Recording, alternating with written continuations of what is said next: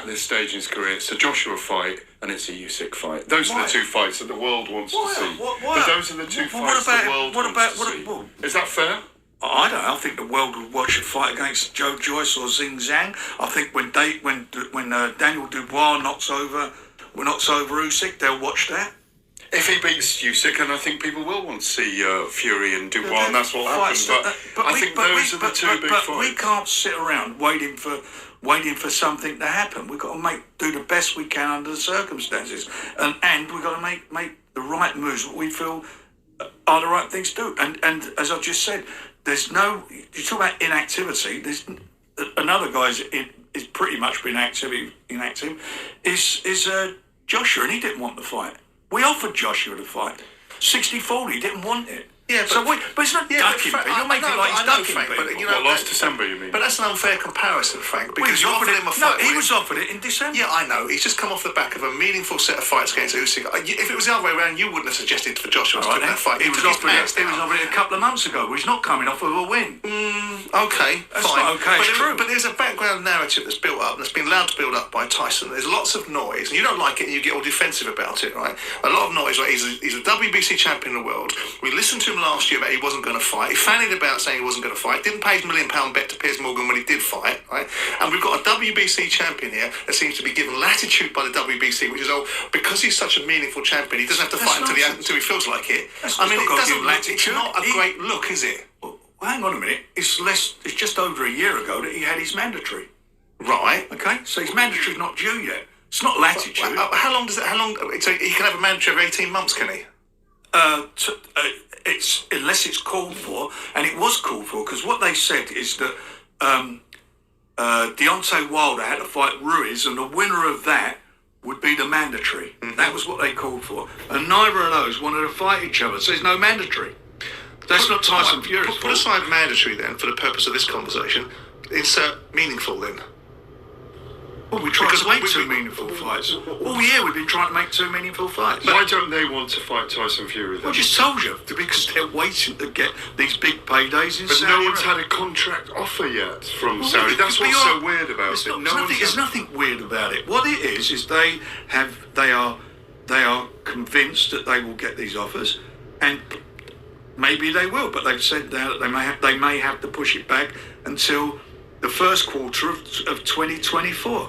But they're waiting for that, and I get that and understand. But don't keep saying that we're not trying to make fights or he's ducking people. We've made offers. You know, for just think it through. You're asking why they're not having. We offer Joshua, who's had a fight now, we offered him that fight for September, and there's nothing wrong. He's incapable because he's training for a fight allegedly for August. We offer him the fight. You've got the 60-40. Don't worry about rematches and all that. You don't want him straight into it. That's where we go. And he hasn't taken it. Why hasn't he taken it? Because he wants the big payday in Saudi. So that's why. We all know that. Yeah, but in the meantime, you're saying you've got Usyk in. Usyk's fighting, and he's trying to get a big payday in Saudi, isn't he? He's not fighting. Who's he fighting? He's fighting your boy. Because he's ordered to fight him. Right. Otherwise, he wouldn't be fighting. At what point is Tyson Fury, as a WBC defending heavyweight champion that hasn't had a mandatory now for 17 months, at what point is someone going to step in and say, about time you fought someone? Of significance. No, it's 14 months, but I get your point. Dillian was mandatory. Hang on, we're in July tomorrow. Yeah. Right, so it's 17 months. It's 14 months. Sorry, it's 15 months. It's 15 months. But hang on, you can only have a mandatory if you've got a mandatory challenger, and he hasn't got a mandatory challenger. But they could have mandated Frank Sanchez, who's number 4, couldn't they? Neither of them. Look, first of all, I'm not in the WBC business. Yeah. That's their choice to what they've done. They offered the number 1 and 2, and they were, up until a few weeks ago, I understand, still negotiating. Yeah.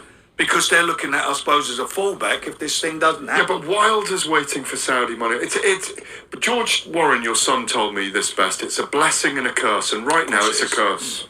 The Saudi money on offer. Those are the words of Talk Sport. Simon Jordan, of course, Jared Davies was there, and they're talking to Frank Warren about the heavyweight division and what Frank is getting at. Frank is trying to convince everybody that the reason why they don't want to fight Tyson Fury is because of the Saudi money or the Saudi deals.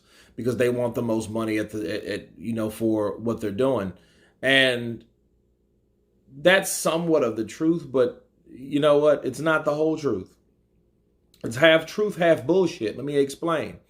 Well, with Tyson Fury was offered a certain amount of money in Saudi anyway.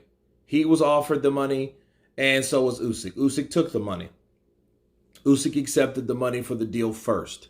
Tyson Fury talked about some type of elbow injury that he had, and he sat on that deal, and all of a sudden, that deal did not go well with Saudi Arabia. So that was the question I think people should ask is, why didn't Tyson Fury really want to take that Saudi money? Why did he decide to, let's go to the UK? And I think they already knew that fight wasn't going to go anywhere based on the fact that they knew that Team Usyk was adamant on getting 50-50 because the paying structure changed from Saudi Arabia compared to UK, and London or whatever. And I think at the very end of the day, Frank Warren is trying to hide the fact that, hey, the WBC are crooks. Just like he said, I'm not in the WBC business, but then the WBC business is not even in the WBC business because they're not doing anything. News between quarrels, war of words have been going back and forth between Andy and Deontay, and they supposed to be the mandatory. And what's bad about that is since they've waited so long to 7 months to start negotiating, well, to be fair, 6, because they started negotiating this month. So they waited 6 months to start negotiating something that should have already happened.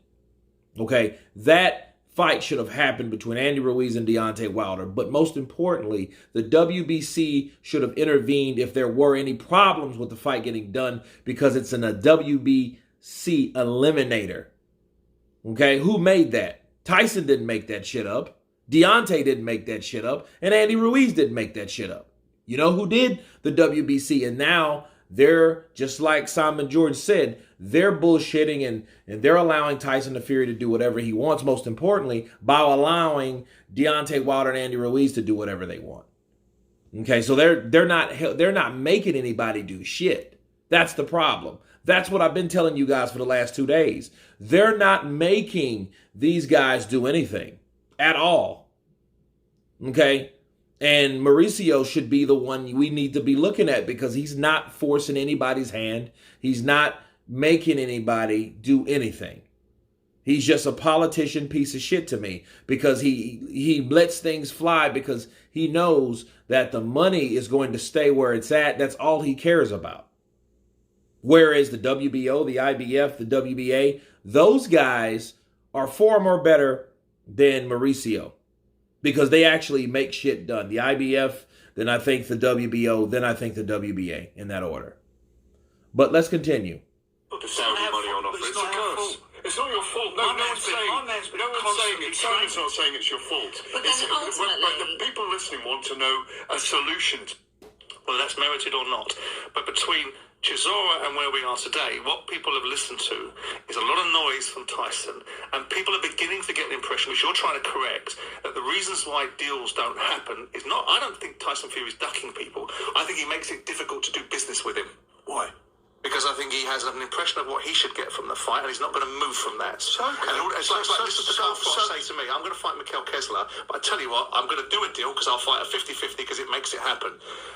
I'm not sure your boy does that. I'm not sure he's particularly facilitatory in making sure an outcome happens. Why did he publicly offered 60-40 to Joshua, who's coming off a loss, and reiterated that offer? So what do you think? Should we get 50-50? No. Listen, that was a cop-out from Frank Warren. What Simon Jordan said made all the sense in the world. Okay, getting back to that. Tyson Fury makes it difficult to do business. He does. He needs to get the fuck out of the way because he's a fighter. He shouldn't, his father, his brother, any of those guys, they shouldn't have anything to say about what they feel they should get. That's the problem. Because the moment we start getting these outrageous demands, 70-30 to a unified champion. That is an insult. And I'm really surprised that Simon Jordan didn't counter with that. Because the first thing Frank said, well, we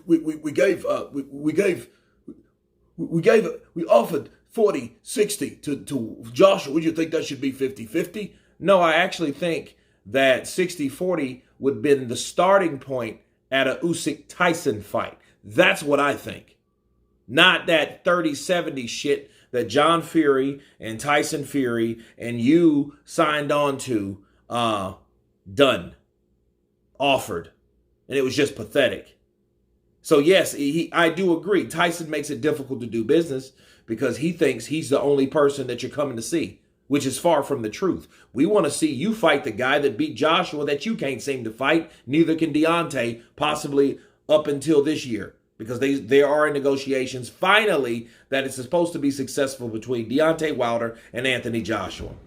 You know what I mean? You have beat Deontay. Ooh, congratulations. You done it 3 times. Okay. Oh, shit's getting boring. It's getting boring at this point. You know what I mean? Because it's like at this point, if I hear a fourth fight between Deontay and Tyson Fury, I won't watch it. Fuck it. Don't cover that shit. Don't even talk about it. Don't speak about it because it's stupid. It's a safe fight for Tyson because he doesn't worry about a new and improved, fresh challenge. Okay? That's what we're looking at. But let's listen to Frank where he tries to derail us with the Joshua negotiations when actually Simon should have countered with the Usyk negotiations. You don't offer a guy 40 out of 60% that lost twice back-to-back, and that guy that won back-to-back, which is Alexander Usyk, you offer him 30%. That makes no sense at all. That's why it makes Tyson so difficult to get fighters in the ring, because he's always doing some stupid shit like that. Let's finish. Not in that instance, but Joshua's not the only game in town, is Well, it? hang on a minute. You're just saying you just made a comment. You just said that he does that. Well, he didn't do it because I'll have to bow to your knowledge about offering him fights this year, but when he offers him 60-40 last year, nobody in their right mind that's managing Joshua would stick him in that fight. It was a Mickey take. You guys knew it. You're taking Joshua's pattern.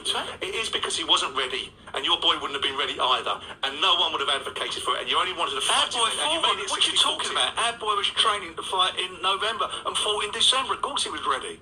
Your boy fought Dillian White in a one-sided beatdown 7 months before. Anthony Joshua's just come out of a psychologically damaging fight against someone that's now being conceived. Well, let's say I don't agree with what you're saying. Right, let me just say that. First of all, what he's talking about is Tyson Fury calling out AJ and offering him 40%. And AJ supposedly wasn't ready or whatever, but he said he was going to sign. He never said he wasn't, but I think they drug their feet a bit. I think Tyson Fury making a deadline and Eddie Hearn saying what won't be, so therefore he knows it really won't be, so I'm really not trying. I'm just talking like I'm trying to convince everybody that we're still trying and we still want it, but we really don't want it because we don't believe that it's going to be enough time and it's not a good idea anyway, so I'm really not going to put my best foot forward. That's what's happening. Okay, and Frank Warren is saying, well, of course he wanted to fight this, that, and the other. He fought in December. Well, understand, you fought Derek Chisora in December. Derek Chisora had no threat, no challenge, no chance to beat Tyson Fury unless he caught him with one of those shots that he couldn't even seem to reach Tyson Fury with. Tyson Fury was just boxing him and punching him and landing at will. Okay, so no, I don't buy it, but at the end of the day, for him to turn around and then offer Alexander Usyk after 3 or 4 months after the UK, after the fight's supposed to land in the UK, you offer him 30%. That just shows you can't want the fight offering someone 30% when he beat the guy that you're offering 40% to. It makes no sense. Yes, Anthony Joshua is still a cash cow, but his stock has dropped. He will be making about a 10, 11 million pounds. He hasn't made that less of money since the pandemic when he fought Pulev. You guys remember, because they only had like a selected crowd of people anyway. Floyd was there, but other than that, that was it. So, yeah, just filling in the gaps in some of this interview. Yeah, I like to hear Simon Jordan say anything, but I think, he's still trying not to piss off Frank as much. But I don't care who I piss off. What Frank did, Frank wanted a fight. He wanted Tyson Fury to fight him, but he figured out Tyson Fury wasn't ready. People found out Tyson Fury wasn't ready. Tyson Fury does what he always does. He lies and bullshits his way out of fights instead of talking himself into fights. That's what Tyson does, and that's exactly what he did. He'll wait till negotiations are finished with Dubois and Usyk to say, well, Usyk, let's just do this, right? Let's just have the fight. I'm like, listen, you didn't have that type of energy when that shit was going. All you could do is talk about rematch clauses. Like, anybody that talks about rematch clauses that much also has to have a speck of doubt in their mind that they may not win this fight. Then I think Tyson Fury did. But I know Tyson Fury's smarter than that, so he wasn't going to fight that guy anyway. That 30-70 deal was the first attempt to not fight Usyk, and they knew it. Really, it was the second, because when he canceled or he found a way out of the Saudi deal, that was one. Number two, when they got to the UK and they offered him 30-70, that was two. Number three was, hey, you know what? If I lose, I'll take 70. No, I want 50-50. That was three. 3 strikes and that fight was over with, people. Those negotiations were over. Alex Krusuk, Igas Klimas, those guys were like, look, put down your pens. We're not going to do this shit. We've already done enough to attempt to make this fight. And Frank's trying to spin it like, they're just trying to pull the whole wool over our eyes and they're trying to turn it on us. No, that's not what it was. Tyson Fury didn't want that shit. Tyson Fury proved that he could talk. He didn't prove that he really wanted to fight. If he wanted to fight, he would have took that deal with open arms. Great. Give me 70, you take 30, and let's fight. But he knew, shit, that may not be enough in the UK to take that L or that ass whooping, however you want to look at it. But anyway, you guys tell me what you think about Simon Jordan blasting Frank Warren, telling him that Tyson makes it difficult to do business with these top fighters. Of course, please subscribe, and you guys been Counterpunch. Peace!